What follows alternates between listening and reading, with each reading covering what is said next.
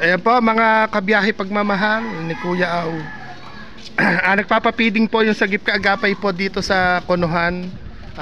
May nakilala po tayo na si Nanay. Ano po yung pangalan po ninyo? Ako po yung Nanay Elena. Elena Moraes. Si Nanay Elena, taga dito talaga kayo sa Gapan. Tapos si Kuya Christian. Bali ilang ano na po kayo nagdadaya. Dati ano po yung trabaho ninyo? Last na trabaho ako sa SM Pampanga. Yung namamasukan kayo sa SM. Sabihin ganun, hindi din ho siya naging manginginom, hindi naging tambay. Nag-inom po ako pag kasama mga Tropa.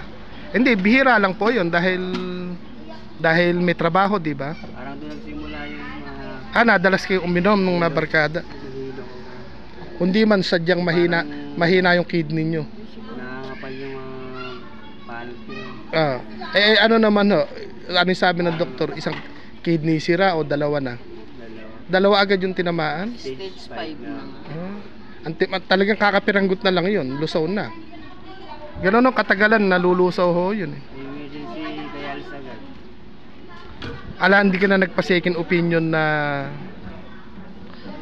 Ayan mga kabiyahe pagmamahal po ni Kuya Au. Andito po tayo sa, ito po si Kuya Christian. Kasi po yung dialysis talagang pangsakit mayaman ho yan. Pero nanay, ang kunin nyo ho, pumila kayo kay Mayora, kay Congressman, sa Kabanatuan, yung kahit yung session, kasi yung PhilHealth mo kuya, pag naubos yun, halos isang session 5,000. Nauubos din yun. Yung sa PhilHealth, hindi habang panahon na yayakapin ng PhilHealth yun. Pero parang kada buwan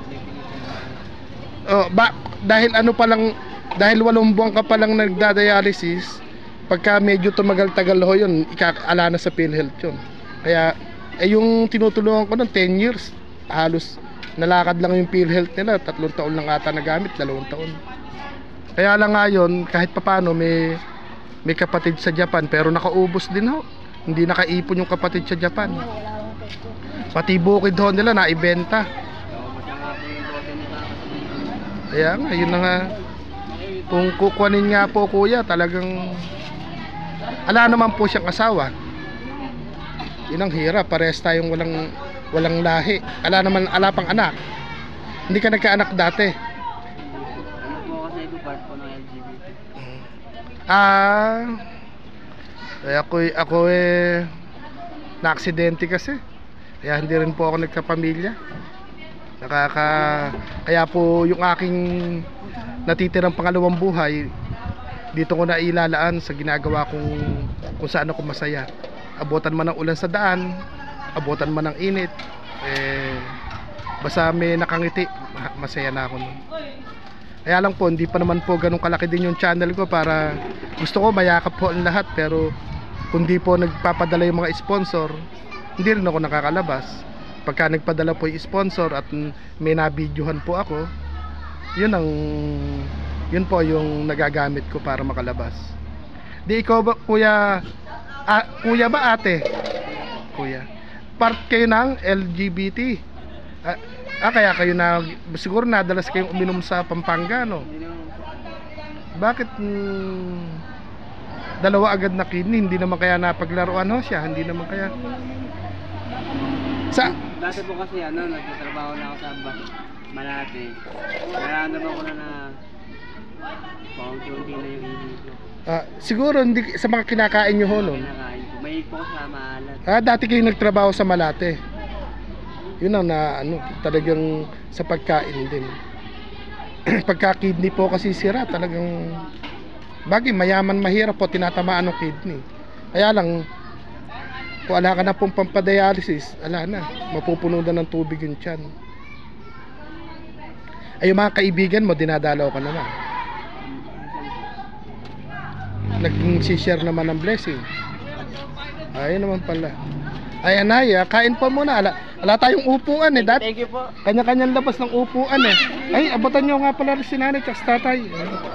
Ayan, nagpapapiding po dito yung sagip kaagapay po na founder po natin si Sir Boy Sunog Kilay at ang sponsor po natin si Sara Linjoy. Eka nga po si Ma'am Joy E. Domingo. Yan, nag-i-interview po at nakipagkwentuhan sa akin si nanay at saka po si kuya. At ano po siya, dialysis patient. At naikwento ko po yung naging kalagayan din ni Kuya Manny, na talaga naman pong mahirap yung nagda-dialysis. At ayun, nagkakagulo po sila doon. Nagbibideo naman po sila. Ayan. Ayan po yung ating mga helper, oh. Ay, bigyan nyo muna. Ayan. Kuha mong pandesal.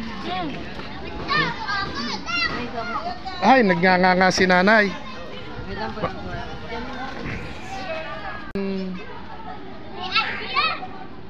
Sana'y mahanapan po kita ng yayakap po sa iyo.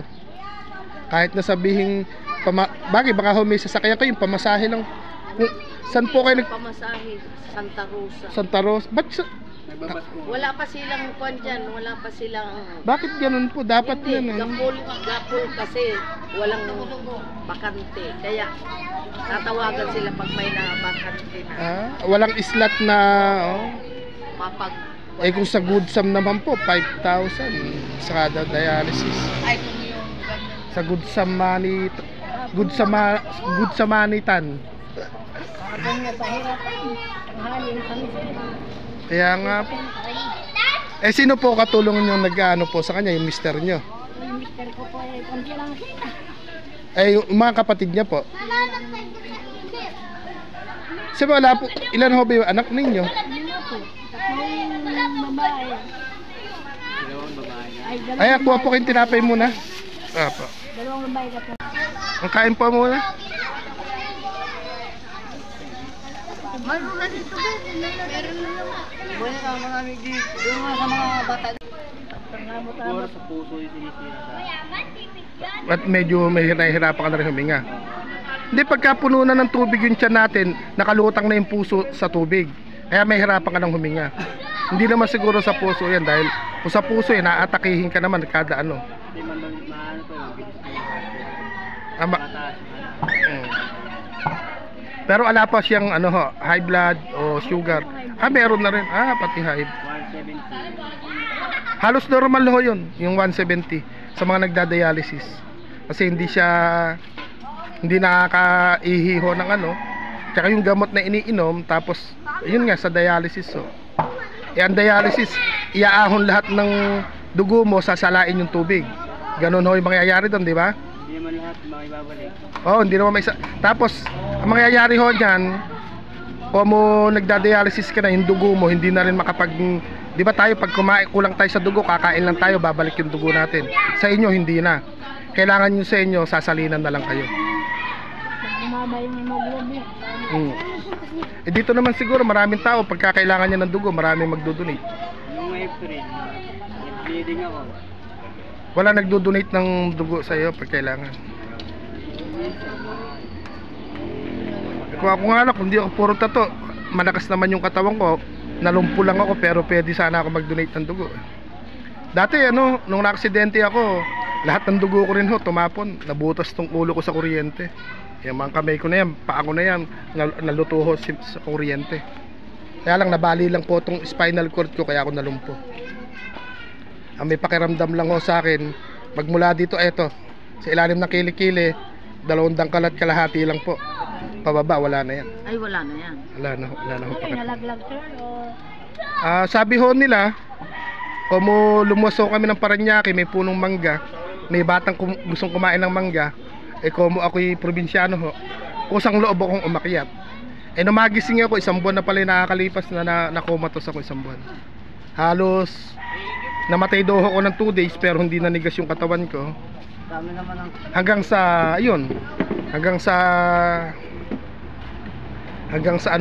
sa kinuwento lang nila yung nangyari sa akin. Ayun, nung mangyari sa akin, nung unang taon, pangalawang taon, 3, 5, hanggang 22 years na ako naka-wheelchair. Sobrang hirap tanggapin. Tapos nabaon sa utang yung pamilya. Tapos ako pa ang kuya, ako ho yung lumabas na bunso. Tapos maliliit pa yung mga kapatid ko ho noon. Ang hirap tanggapin na parang kalabaw malakas, tapos bigla ka manghihina. Talaga hong na nagtanong ho ko sa taas na ang daming masamang tao, ang daming loloko-loko, di ba? Bakit ako pa? Pero ngayon po naliwanagan na ako nung makapasok po ako sa social media, yung sinasabi ng mga lola, mga matatandang nakakausap ko, kaya ka muling nabuhay, may gagawin ka pa. Kaya nga eto po, dalawang taon mahigit ko na po itong ginagawa. Kung may dumarating na blessing, isinishare ko. Pag walang dumating na blessing, malungkot po ako noon. Dahil nakapakulong lang din, yung tulugan ko siguro ganito kalawang din kay nanay na to. May isang papag, may kusina, may CR. O, maghapon magdamag, doon lang ako nakahiga. Nakapadapa lang ako doon. Pag wala akong ganitong lakad, kaya mahirap po yung may kapansanan. Ang kainaman lang ho sa akin, hindi katulad ni Kuya Christian, siya po kasi 2 times a week kailangan pumunta ng ospital, kuha na ng dugo, ay ng tubig. Ako naman po hindi. Kaya Dati nga dito ay, yung tarpaulin pala natin, hindi natin naisabi. meron din pala dyan. Oh, ito si Kuya Christian. Pinalabas mo eh. Ay, ala naman po kaming budget, totoo lang. Okay na.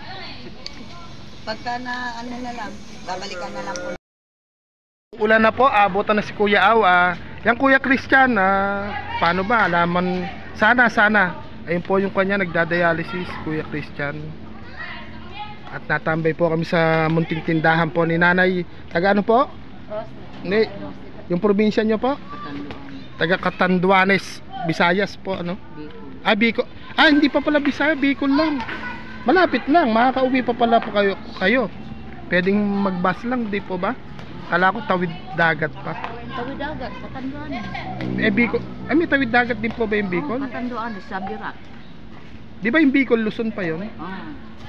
Paano Kuya Christian? Papaalam na kami. Pasensya ka na ha. Sige po. Naabala ko. Kayo na. Tapos, lapit lang talaga kay Kong, kay Mayor, kay Mayor Joy na napakagaling at kay Congressman Emeng na napakagaling.